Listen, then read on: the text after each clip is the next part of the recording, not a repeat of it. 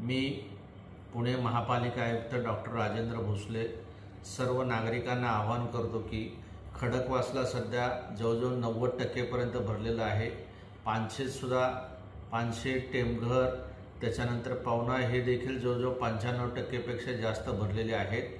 आत्ताच red alert जाहीर केलेला आहे। इरिगेशन डिपार्टमेंटच्या सूचनेनुसार आता सध्या खडकवासलामधून साधारणतः 27,000 क्युसेक्स एवढा हे विसर्ग सोडलेला आहे। मुळशीमधून सुद्धा साधारणतः 30,000 इतका विसर्ग सोडलेला आहे। तरी माझं सर्व नागरिकांना आव्हान आहे, विशेष करून सिंहगड रोड, संगमवाडी, हरीश ब्रिज, दांडेकर पूल, विश्रांतवाडी, बालेवाडी, बाणेर या ठिकाणी पाणी शिरण्याची शक्यता आहे। हे विसर्गाचे नोटीस कृपया सर्व नागरिकांनी गांभीर्याने घ्यावे, जेणेकरून कुठलीही जीवितहानी, वित्तहानी होणार नाही। याबाबत योग्य ती